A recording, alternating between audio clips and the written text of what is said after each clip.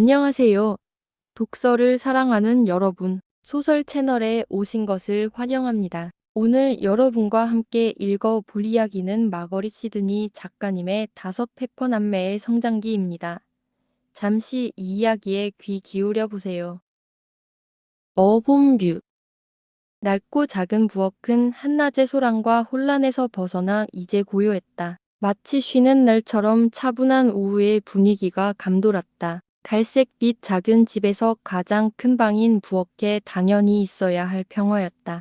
해 질녘이 찾아오고 있었다. 마지 벤을 제외한 어린 페퍼 남매들은 엄마가 말한 숨 돌리는 시간을 보내고 있었다. 1시간 동안 조용히 일하는 시간이었지만 이들에게 숨 돌리는 시간은 늘 고달픈 시간이었다. 아기였던 프론시가 태어난 지 얼마 안 되어 아버지가 돌아가신 후 페퍼 부인은 아이들을 먹이고 작은 집에 월세를 내느라 늘 빠듯하게 살았다. 하지만 그녀는 지금처럼 삶을 포기할 만큼 나약하지 않았다. 굳건한 마음과 밝은 얼굴로 코트를 만들고 온갖 재단과 수선을 하며 하루하루를 열심히 살아냈다. 그리고 주변에서 왁자지껄 행복하게 자라나는 아이들을 바라보며 마음속에 위안이 가득 차오르는 것을 느꼈다. 아이들의 모습은 작은 갈색 집을 기쁨과 즐거움으로 채웠고 그녀는 그런 아이들을 숨길 수 없는 자부심으로 바라보았다.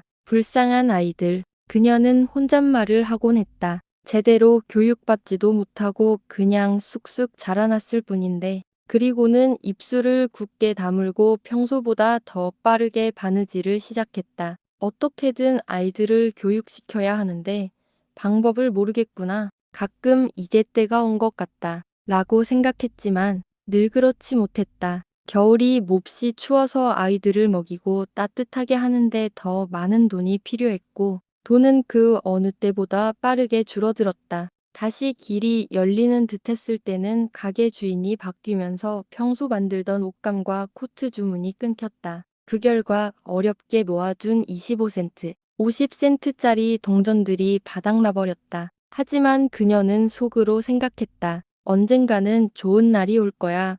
반드시 올 거야. 그리고 다시 힘을 내 일에 몰두했다. 나이에 관계없이 엄마를 돕는 것은 모든 아이들의 가장 큰 소망이었다. 특히 폴리와 벤에게는 그 마음이 너무나 커서 다른 어떤 사소한 생각도 그 안에 들어설 틈이 없었다. 언젠가 엄마를 깜짝 놀라게 해드릴 비밀스러운 계획은 수없이 많았다. 그들은 다른 모든 일을 서로에게 털어놓듯이 그 계획들도 서로에게만 털어놓았다. 남매는 서로에게 전부였고 좋을 때나 힘들 때나 서로에게 충실했다. 폴리는 10살이었고 벤은 1살 위였다. 5마리 고추라 불리는 3명의 어린 동생들은 이 두 사람을 열렬히 존경하고 사랑했다. 이들이 해내지 못할 일은 세상에 없다고 믿었다. 세상에. 폴리는 창가 구석에 앉아 엄마가 방금 완성한 코트에서 시침질한 실을 뽑으며 초조한 듯 소매를 움직였다.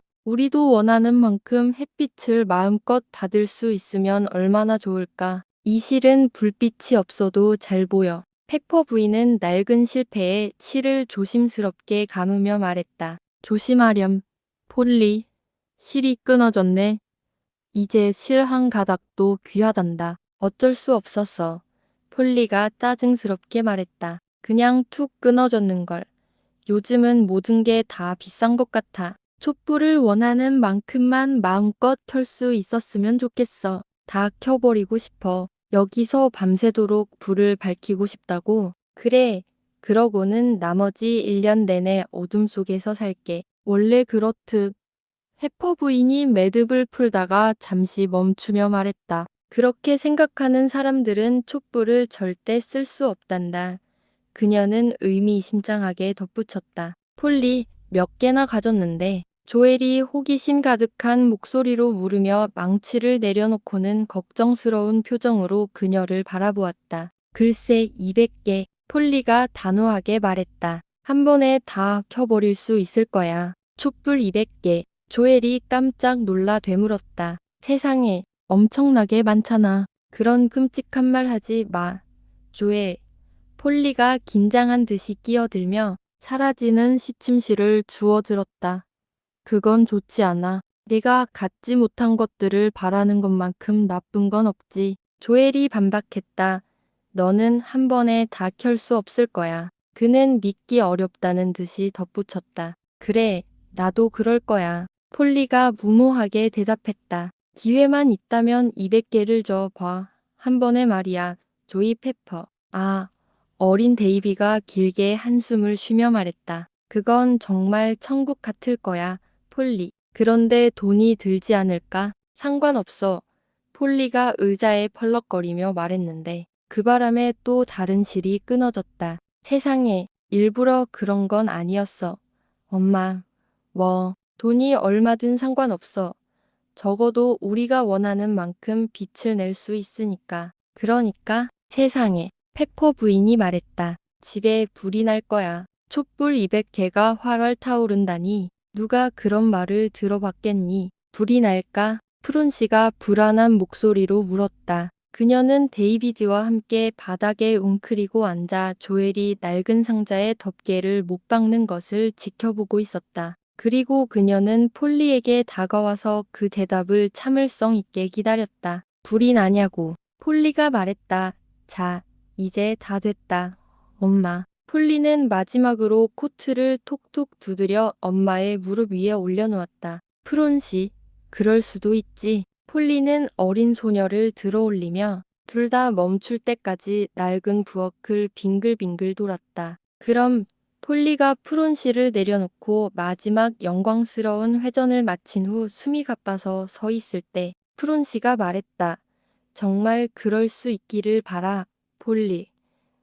딱 한순간만이라도. 그리고 프론시는 그 생각에 황홀해하며 그녀의 작고 통통한 손을 꽉 모았다. 자, 폴리가 구석에 있는 낡은 시계를 올려다보며 말했다. 세상에, 벌써 5시 반이 다 됐잖아. 벤이 집에 올 시간도 거의 다 됐는데. 그녀는 저녁 식사를 준비하기 위해 날아갔다. 그 후 몇 분 동안은 낡은 식탁볼을 바닥 한가운데로 옮기는 소리, 식탁을 차리는 소리, 그리고 벤을 맞이할 준비를 하는 온갖 소란스러운 소리 외에는 아무것도 들리지 않았다. 폴리는 빵을 자르고 접시를 가져오며 깡충깡충 뛰어다녔다. 두 소년에게 안심하라는 농담을 던져주려고 잠시 멈췄을 뿐이었다. 두 소년은 어쩔 수 없이 덫을 구석으로 지워야 하는 상황에 몹시 당황하고 있었다. 폴리가 떠난 자리에 프론시는 여전히 서 있었다. 촛불 200 계란이.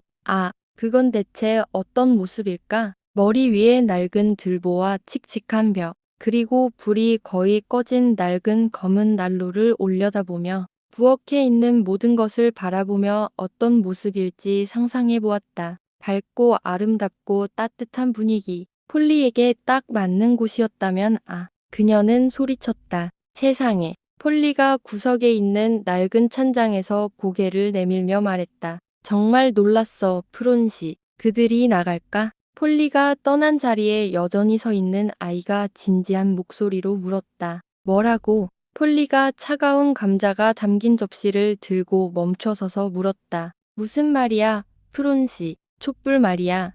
아이가 대답했다. 그 예쁜 불빛들이 많으면 진짜 예쁠 것 같아서. 세상에, 내 정신 좀 봐. 폴리가 작게 웃으며 외쳤다. 그 생각을 잊을 뻔했잖아. 맞아, 프론시. 우리가 정신을 차릴 수 있다면 절대 밖으로 내보내지 않을 거야. 한 번도. 프론시가 폴리에게 폴짝 다가갔다. 폴리는 감자를 다 먹어버릴 뻔해서 속상했다. 한 번도? 정말이야. 폴리. 응. 절대 안 돼. 폴리가 말했다. 조심해. 프론시. 감자 쏟아진다. 아니, 감자를 항상 가지고 있을 거라고. 아니, 그럴 필요 없어. 페퍼 부인이 침실에서 나오면서 마지막 말을 들었는지 말했다. 내일은 할 수 없을 거야. 오늘 밤에 해주는 게 좋겠다.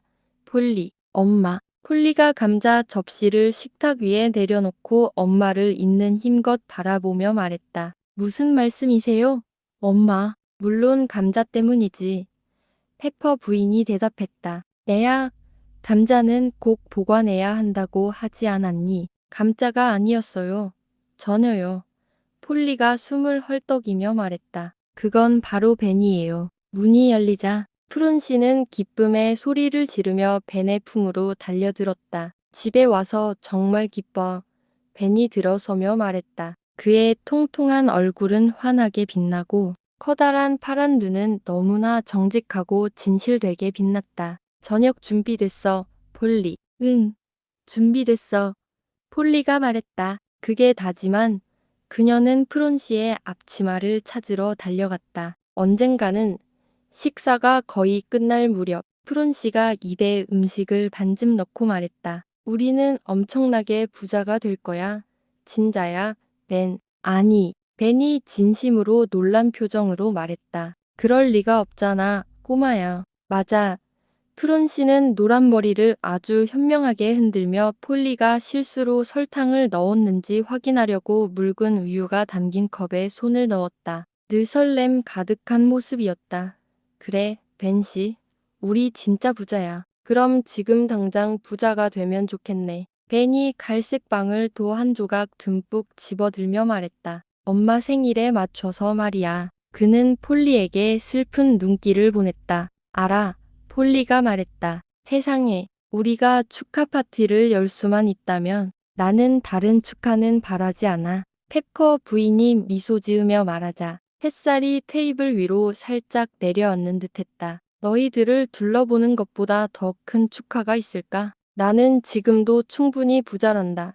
그건 변치 않는 진실이야. 엄마, 다섯 남매 걱정하지 마세요. 폴리가 외치며 벌떡 일어나 엄마를 안으려고 달려갔다. 그러자 다른 아이들도 모두 같은 마음으로 자리에서 일어나 폴리를 따라 엄마를 껴안았다. 엄마는 충분히 부유해. 시끄러운 아이들이 빵과 감자를 먹으러 돌아가는 동안 그녀의 밝은 검은 눈은 기쁨으로 반짝였다. 얘들아, 우리가 함께 잘 지내고 착하게 자랄 수만 있다면 이 작은 갈색 집이 우리를 부끄럽게 여기지 않는다면 그게 내가 바라는 전부야. 좋아.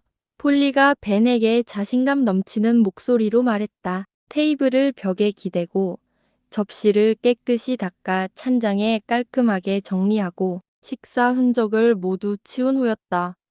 상관없어. 어떻게든 엄마를 위해 축하 파티를 열어보자. 어떻게 할 건데? 벤이 물었다. 그는 현실적인 사고방식을 가진 아이라 폴리의 상상력을 항상 따라갈 수는 없었다. 모르겠어.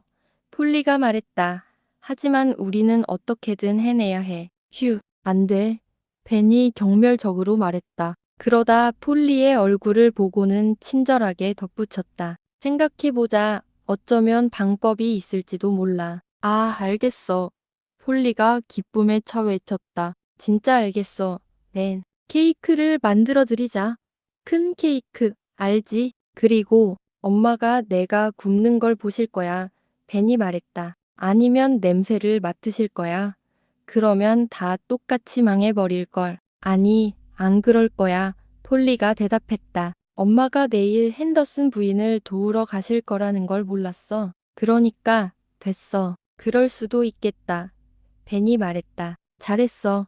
폴리, 넌 항상 모든 걸 생각해내는구나. 그리고 나서 벤의 칭찬에 마음이 놓인 폴리가 말했다. 벤이 집에 오면 모든 걸 완벽하게 준비해 놓을 수 있을 거야. 게다가 베스컴 할머니가 어떻게 만드는지 알려주실 거야. 우리 집엔 밀가루밖에 없잖아.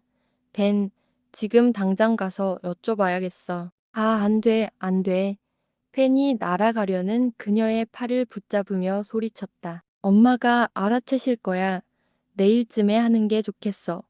그리고 폴리, 만약에 벤은 좋은 시작을 망치고 싶지 않아 말을 멈췄다. 내일은 난로가 모든 걸 망칠 거야. 난 알아. 그럼 어떻게 할 건데? 그럴 리 없어. 폴리가 달려가 얼굴을 들여다보며 말했다. 만약 그런다면 내가 흔들어 버릴 거야. 그 못된 녀석을. 폴리가 앓고 삐걱거리는 검은 난로를 흔들어 버린다는 생각에 벤은 웃음을 터뜨렸고 다른 아이들도 모두 그 자리로 달려갔다. 그 이유를 모두에게 말해주지 않을 수 없었다. 폴, 리와 벤은 아이들에게 비밀을 털어놓았고 그 말에 아이들은 너무 기뻐했다. 30분 후 푸른 씨가 잠자리에 들 시간이 한참 지났을 때 푸른 씨는 나 안 잘 거야. 폴리처럼 앉아 있을 거야. 라고 외쳤다. 놀리지 마. 폴리가 벤에게 속삭였다. 폴리는 이제 갈 시간이라고 생각했고 작은 의자에 똑바로 앉아서 눈을 깜빡이며 깨어 있으려 애썼다. 마침내 폴리가 가장 활기찬 춤을 추고 있을 때 잠에 취한 작은 덩어리인 푸른씨가 바닥에 쓰러졌다. 나 자러 갈래. 그녀가 말했다. 나 데려가 줘, 폴리. 그럴 줄 알았어. 폴리는 웃으며 그녀를 침실로 데려왔다. 다음 영상에서 밤시를 위한 행복 만들기 이야기가 이어집니다.